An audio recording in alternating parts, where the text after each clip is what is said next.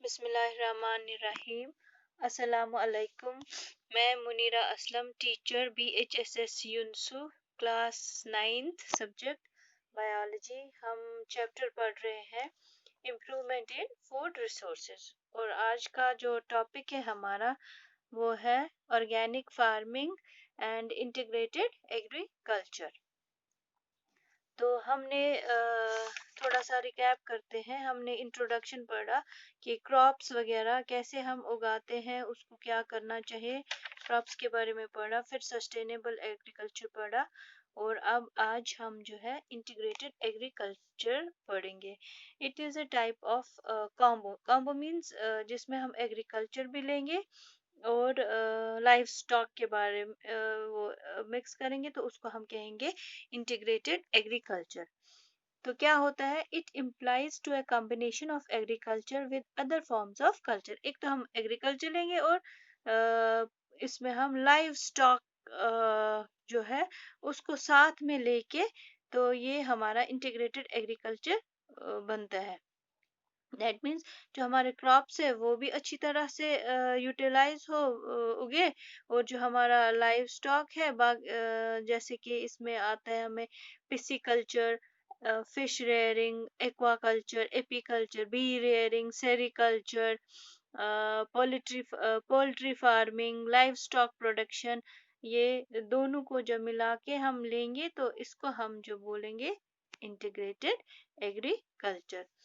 अब जो हमने सस्टेनेबल एग्रीकल्चर पढ़ा है उसके कुछ एडवांटेजेस है। वो क्या है, it achieves integration of natural biological cycles and controls. जो भी हमारे ये जो नेचुरल बायोलॉजिकल साइकिल है, न्यूट्रिशनल पूल जो है वो इससे जो है उससे हमारी जो सॉइल है उसमें फर्टिलिटी बराबर रहते हैं, न्यूट्रिएंट्स जो है वो बराबर रहते हैं।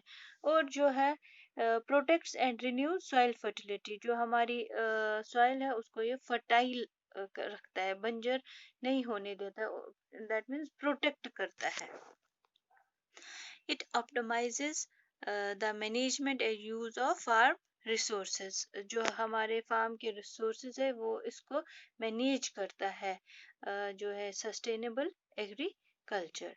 Reduces the use of non renewable resources. हमें पता है जो नॉन रिन्यूएबल रिसोर्सेज है उनको हमें किस तरह से जुडिशियली यूज करना है ताकि फ्यूचर जनरेशन्स के लिए ये रहे। तो जब जो सस्टेनेबल एग्रीकल्चर है इसकी वजह से जो हमारे नॉन रिन्यूएबल रिसोर्सेज है उनका यूज हम रिड्यूस करते हैं, और इससे क्या होता है जो हमारा फार्मर है वो भी बच जाता है। It provides income to them, that means वो जो ये फार्मिंग करते हैं उससे वो बेच के अपने गुजारा अच्छी तरह से कर सकते हैं। तो दूसरा हमारा है ऑर्गेनिक फार्मिंग। ऑर्गेनिक फार्मिंग क्या हुआ, it is the practice of raising crops which have been polluted due to the use of manures, bio fertilisers and bio pesticides.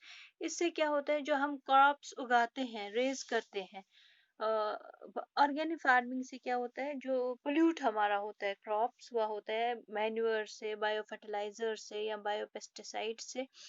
तो ऑर्गेनिक फार्मिंग से वो हमारा जो क्रॉप है प्रोडक्शन वो बच जाता है, और फर्टिलिटी जो ये है वो हेल्दी हमारा क्रॉप जो है वो हेल्दी होता है।